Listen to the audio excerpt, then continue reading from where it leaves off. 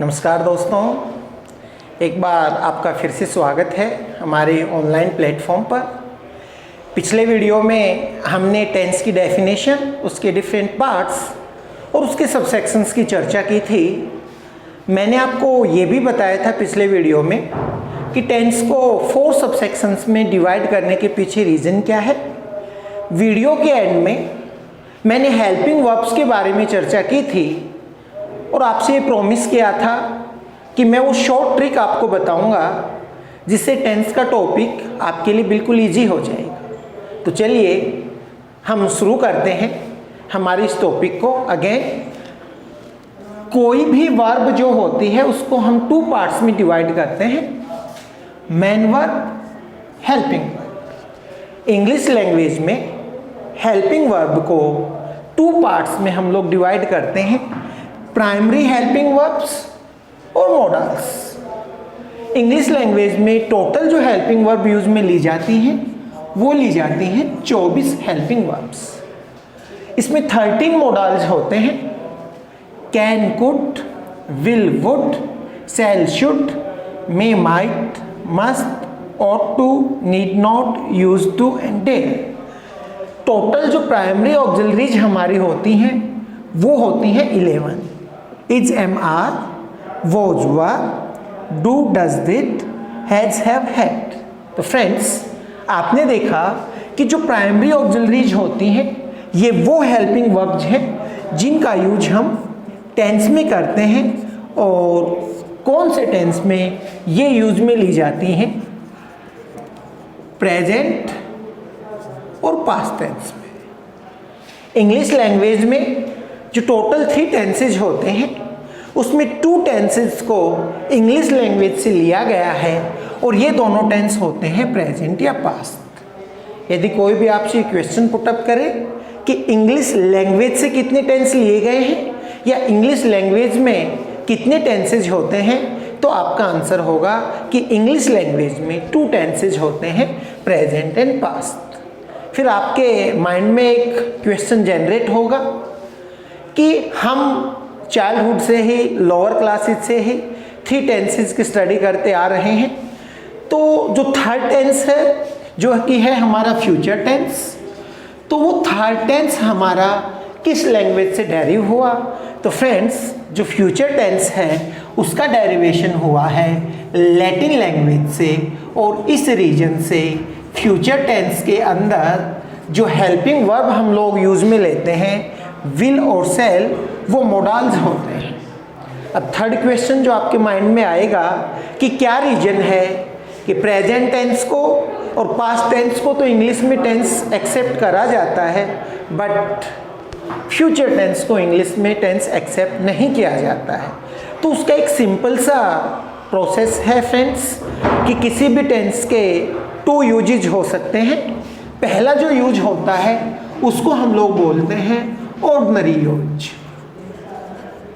जबकि आपका जो सेकंड यूज होगा उस सेकंड यूज को हम लोग बोलते हैं फंक्शनल यूज।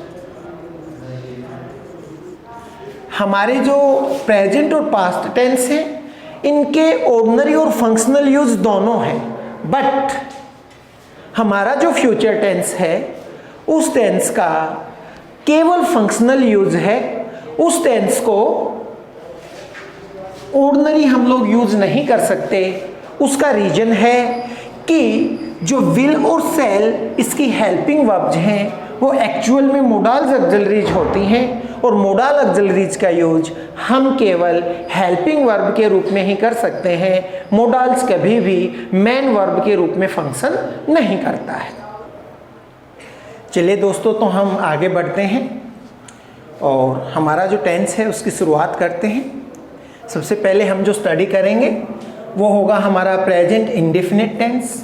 फ्रेंड्स, जैसा कि आपको पता है प्रेजेंट इंडेफिनिट टेंस के सिंपल सेंटेंस का जो फॉर्मेशन है वो हमारा होगा सब्जेक्ट। सब्जेक्ट के अकॉर्डिंग उसके साथ या तो हम वर्ब के फर्स्ट फॉर्म का यूज करेंगे या फिर वर्ब की फर्स्ट फॉर्म के साथ एस या ईएस। अब जो नेक्स्ट क्वेश्चन अराइज होता है वो ये है कि किन सब्जेक्ट्स के साथ हम वर्ब की फर्स्ट फॉर्म का यूज करें। और किन सब्जेक्ट्स के साथ वर्ब की फर्स्ट फॉर्म के साथ एस या ईएस लगेगा। तो देखिए दोस्तों, किसी भी सेंटेंस का सब्जेक्ट जो है फर्स्ट पर्सन, सेकंड पर्सन या थर्ड पर्सन होता है। यदि आपके सेंटेंस का सब्जेक्ट आई, वी, यू, दे या प्लरल नाउन है तो उसके साथ हम लोग प्रेजेंट इंडेफिनिट टेंस के सिंपल सेंटेंस में यूज करते हैं वर्ब की फर्स्ट फॉर्म।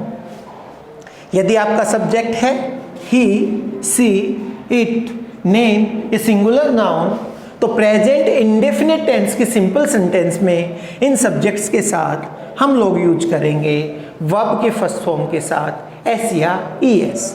आप कुछ एग्जांपल्स देखें इसको। आपने देखा कि फर्स्ट जो सेंटेंस है आपका आई गो टू स्कूल, उसमें आपका सब्जेक्ट है आई, तो हमने जो मेन वर्ब यूज में ली है वो ली है आई के साथ वर्ब की फर्स्ट। सेकंड सेंटेंस में आपका सब्जेक्ट है ही, उसके साथ जो हेल्पिंग वर्ब आई वो आई प्लेज, जिसमें आपने देखा कि ही के साथ हम लोग यूज कर रहे हैं वर्ब के फर्स्ट फॉर्म के साथ एस या ईएस। फिर थर्ड सेंटेंस में हमने देखा कि दे swim in the river, subject आपका है दे, तो दे के साथ हम लोग वर्ब की फर्स्ट फॉर्म का यूज करते हैं, तो हमारी जो मेन वर्ब है वो है वर्ब की फर्स्ट फॉर्म। फोर्थ सेंटेंस में आपने देखा कि हमारा जो सब्जेक्ट है वो है राधा, तो सब्जेक्ट्स के अकॉर्डिंग हम लोग यूज करेंगे वर्ब की फर्स्ट फॉर्म के साथ एस या ईएस। तो अब आपने देखा कि सेंटेंस 2 एंड सेंटेंस 4 में फर्स्ट वर्ब के साथ तो आपने एंड में टैग करा है एस, और फोर्थ सेंटेंस में आपने वर्ब के साथ टैग कर दिया ईएस। तो नेक्स्ट जो डाउट आपके मन में अराइज हुआ या नेक्स्ट जो क्वेरी आपके मन में आई वो ये आई कि किन वर्ब्स के साथ हम लोग एस पुटअप करेंगे और किन वर्ब्स के साथ हम लोग ई एस पुटअप करेंगे।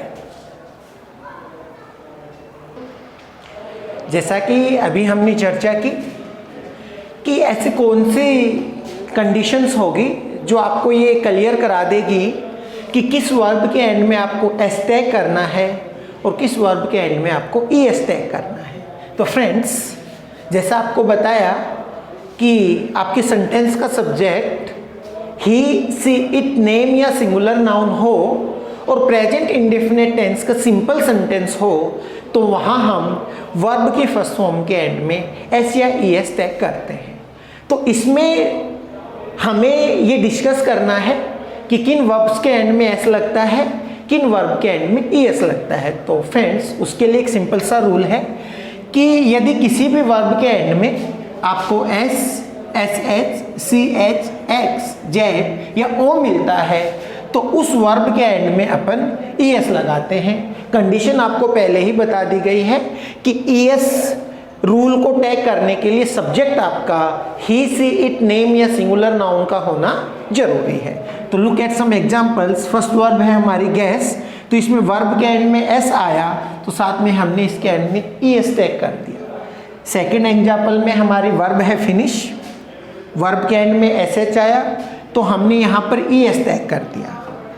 थर्ड हमारे जो वर्ब है कैच, वर्ब के एंड में हमारा सी एच है तो हमने एंड में टैग कर दिया ई एस।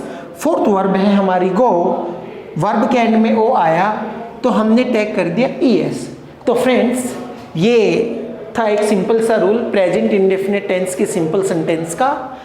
यदि आपने हमारे चैनल को अब तक लाइक या सब्सक्राइब नहीं किया है तो प्लीज़ बेल आइकन दबाकर चैनल को सब्सक्राइब करें और लाइक करें, कमेंट करें।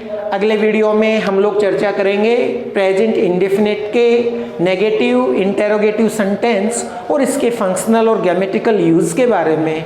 तब तक के लिए खुदा हाफिज़, बाय बाय, गुड नाइट।